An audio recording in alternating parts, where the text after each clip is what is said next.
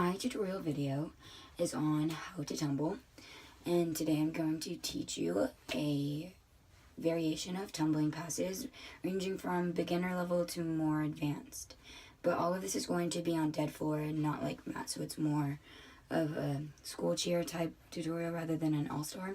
But today I'm going to teach you how to do a front walkover, handstand forward roll, standing back handspring, standing back tuck, running round off back handspring back tuck, and running round up back handspring layout step out. So to begin, I am going to start off by teaching you how to do a front walkover. A front walkover is what we call a transition skill. So usually you start off with like doing it before like a running pass. So it could be like front walkover, run up back handspring forward, front walkover, run up back handspring double, anything like that.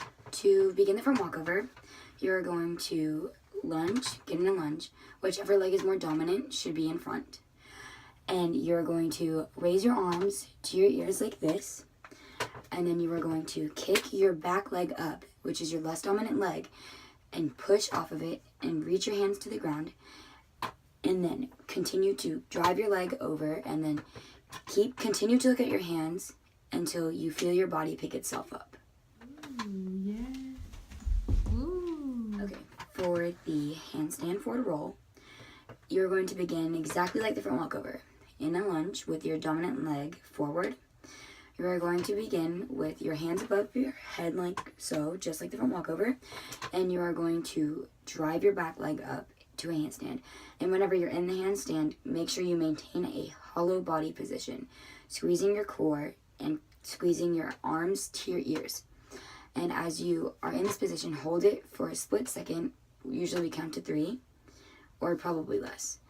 And you will bend your arms and tuck your legs and allow yourself to roll over onto your back. But while you're rolling, make sure once your arms are not touching the ground anymore to grab your knees to stay in a tucked position. And the momentum will drive you to your feet. Wow. Wow. As you do the back handspring, you must approach it in a seated position.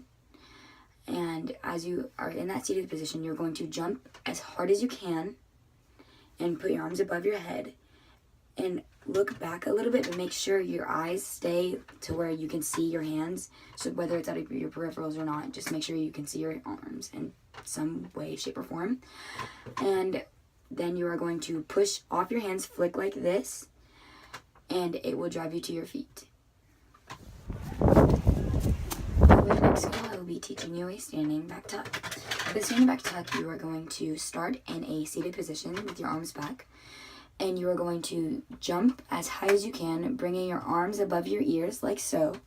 And when you do that, you're going to need to drive your knees to your arms, allowing yourself to flip over.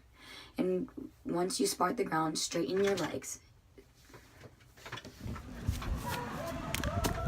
Now, moving into running skills, I will be teaching you how to do a running round off back handspring back tuck. And to begin, you are going to need to not sprint, but you're going to need to fastly jog in a way. Like it's above a jog, but it's not your sprint. Enough to gain enough momentum to hurdle. And hurdling is whenever it's like a lunge, but it's like a jumping lunge with your arms above your head. And whenever you hurdle, you're going to feel yourself impact, and you're going to do a round off, which would be placing your arms above your head and taking your dominant leg and placing it in front of your less dominant one, allowing your less dominant one to kick over. And it's much like it's like a cartwheel, but at the top you are going to meet your feet like this at the top, and you're going to drive your feet down, and you're going to square to the front, so that way you can dip for a back handspring. And from your back handspring, you are going to push off extra hard from your hands, allowing yourself to get even more momentum. And you're going, after you land your back handspring, you're going to drive your hands up as hard as you can, and then driving your knees to your arms, and with enough force so you can drive yourself over and brace yourself for the landing.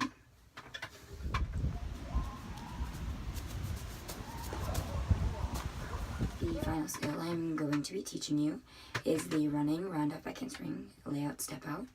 And you're going to begin by running in your fast-paced jog, and hurdling the same way you did in the round off against back tuck, round off the way you did in the round off against back jog. Basically, the entrance to this pass is the exact same. Like, nothing is different from the round off against back tuck. Like, the only thing that's different will be the dismount. And you're going to do your running round off, and then you're going to brace yourself for that handspring and drive hard. And once you get the back handspring, it's a little different, but not much. You're going to lift higher than you would for a tuck. And whenever you get there, you're going to drive your hips to your arms, not your legs. With your hips, so you can get into a more hollow body position with your legs straightened rather than bent.